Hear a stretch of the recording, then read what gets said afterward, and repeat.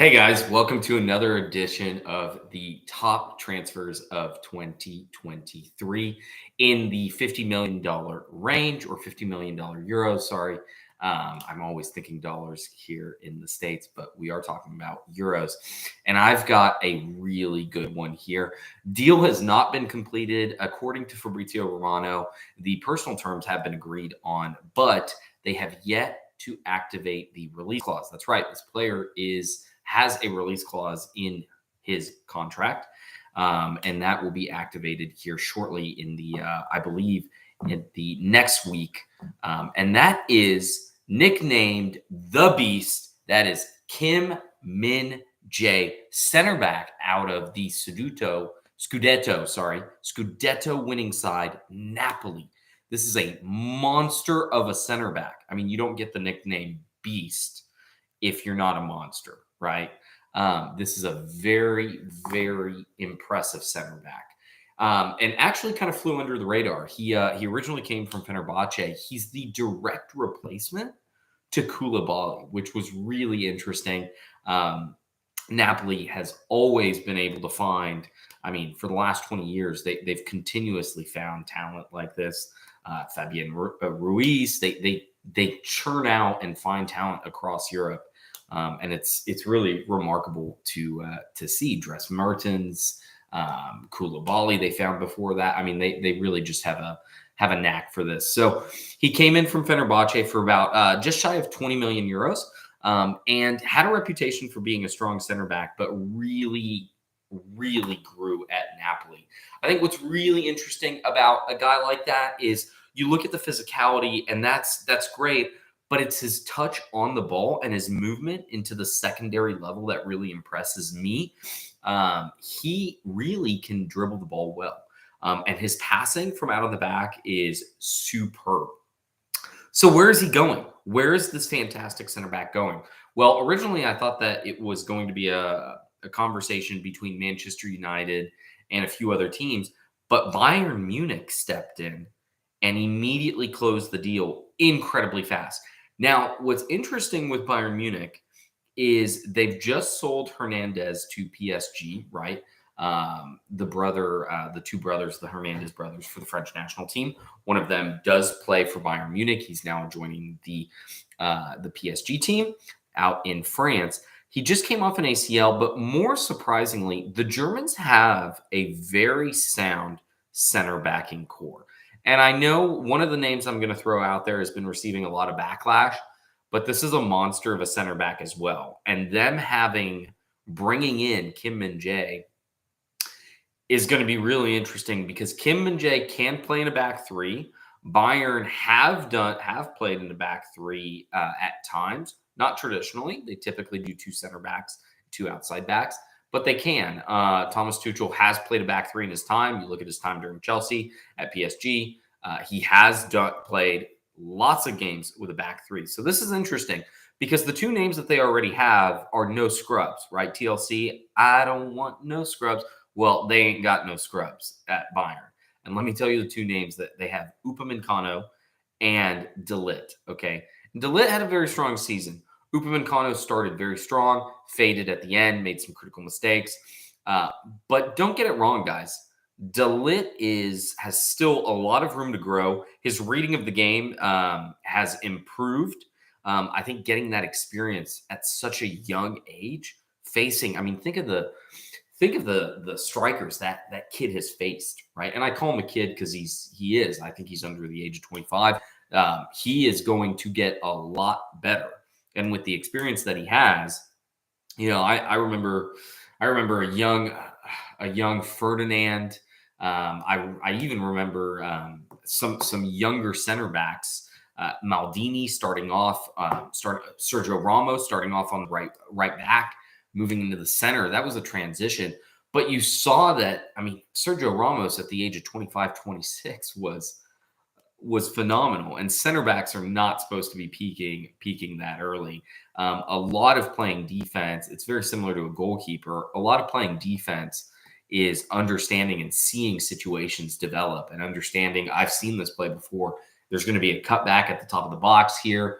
I got to play it safe. understanding how to play the offsides and whatnot.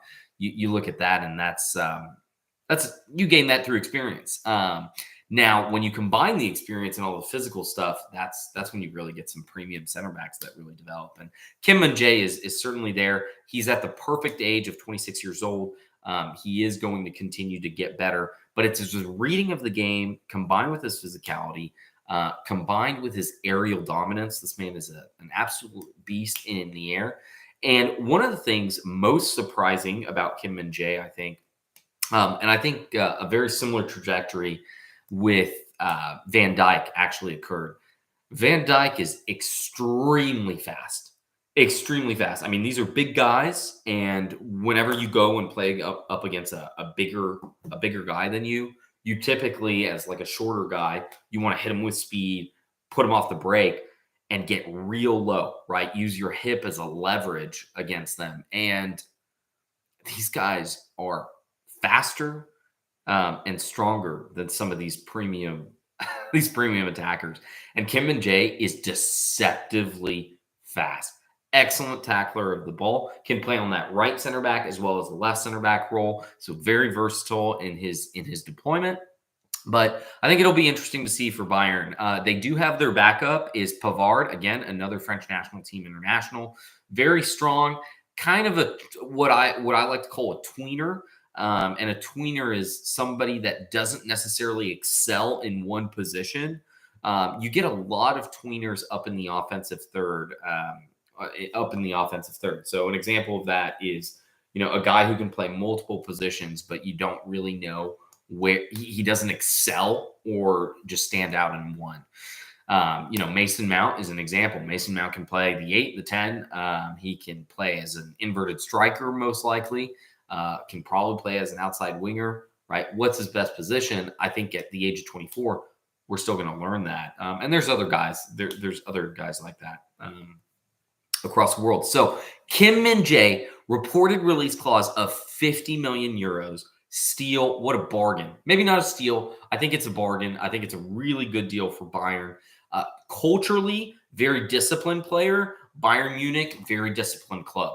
You're not going to get, there's very few times where you get some of the stories, like we had this year with Sadio Mane hitting a teammate, or Narby, with things like that. Bayern don't typically operate like that. They will put a nip to that kind of, they like structure, they like discipline. And I think this is one of the top signings. I really do think Bayern are looking at this and reinforcing the defense, which, again, they have a strong defense, but they've looked at it and said, we'd like to get a little bit better here. We have a wealth of talent on the offensive third.